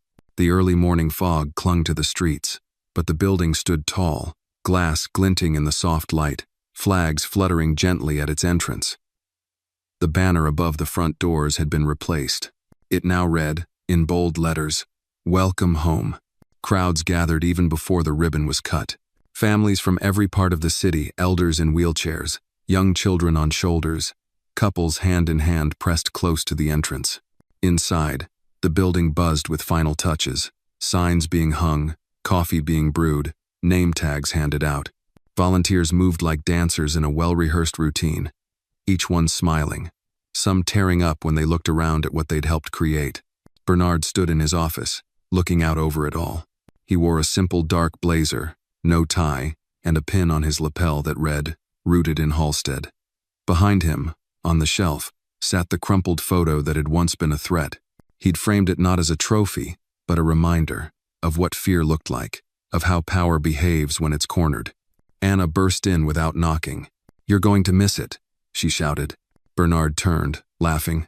"Miss what?" "The ribbon. You're the one with the scissors, remember?" He followed her down the hallway, past the murals now fully restored and expanded. One wall bore the faces of the community, laughing children, street musicians, grocery store owners, teachers, mothers, and fathers. The roots of the tree had grown wider, deeper, entwining history with hope. Outside, Grace stood at the podium. She introduced Bernard as the crowd cheered, though many had already started chanting his name even before she finished speaking. He stepped up to the mic, took a deep breath, and let the sound settle. "Thank you," he began. Not for this moment, but for every moment that came before it. He looked out across the sea of faces, people who had stood with him through cold nights, courtrooms, smears, and broken glass. This center isn't the result of my work, he continued. It's the result of your belief. You believed that a neighborhood's worth wasn't tied to property values, that its soul couldn't be sold or zoned away. You believed in community when others only saw opportunity. He held up the large silver scissors. So let's cut this ribbon. Not as an ending, but as a beginning. The crowd counted down. On one, the ribbon was sliced clean, and the cheers erupted like fireworks. The Halstead Center was open. Inside, the programs began immediately. Children rushed to the library where shelves were already stacked with books donated from around the country. Elders found the Wellness Center, where free screenings and tea were offered. Artists unveiled installations. Local chefs provided samples in the community kitchen. In the auditorium, Anna took the stage, nervous but ready. Her podcast had been given a live segment, now officially part of the center's youth storytelling initiative. She adjusted the mic. I want to tell you about a man who changed everything for us, she began, but also about a neighborhood that taught him how. Bernard listened from the back of the room, his arms crossed loosely, pride rising in his chest like a quiet hymn. Later that evening, the final event of the day was held in the courtyard. A candlelight vigil not for mourning, but remembrance. Each attendee lit a candle in honor of someone lost, to gentrification, to violence, to silence. One by one, the names were read aloud. Then came the final name. Halstead, the speaker said, not a person, but a promise. The wind was still. The candles flickered in unison. Bernard looked to the sky, then back at the building behind him, lit from within, glowing like a beacon. For the first time in years, he didn't feel the need to fix anything. He simply stood still and let the warmth settle. In the weeks that followed, the Halstead Center became more than a headline. It became a hub. Former gang members taught music lessons. Retired nurses offered parenting classes. Grandmothers started a weekly soul food night that had standing room only. The garden out back grew vegetables and friendships. City officials visited regularly, not for photo ops, but to learn. Even corporations reached out. One letter arrived from Derek, handwritten. It read, "You won, but you didn't just win. You changed the rules. I won't pretend to understand how, but maybe one day, I'll try." Bernard folded the letter and tucked it into a drawer. Forgiveness didn't have to mean forgetfulness. One Sunday morning, Bernard sat on the front steps of the center, sipping coffee as the neighborhood slowly woke around him. The sound of birds, kids biking, the smell of bacon from a nearby window. Anna plopped down beside him, still in pajamas. "You ever gonna sleep again?" she teased. Eventually, he grinned. She leaned her head against his shoulder. "You think it'll last?" she asked softly. He looked out at the street, at the families walking to church, at the mural that stretched across the wall, at the open doors. "Yes," he said, "because it's not just built in cement, it's built in people." She smiled. "That sounds like something I'd put in my podcast." He laughed. "Then you better write it down before I forget." And there, in the quiet of a Sunday morning, with no audience, no pressure, and no deadline, Bernard Harlan finally exhaled. Not because the fight was over, but because, for the first time, the future no longer felt like a battle. It felt like a home, and the sound of belonging was louder than fear ever was. The story of the Halstead Center teaches us that true justice is not won in courtrooms or boardrooms. It is built, day by day, in the hearts of communities who refuse to be erased. It reminds us that even in the face of betrayal, threats, and broken systems, resilience can triumph when ordinary people come together with extraordinary courage. Most importantly, it shows that healing begins when we stop asking for permission to belong and start creating spaces where everyone is seen, heard, and valued.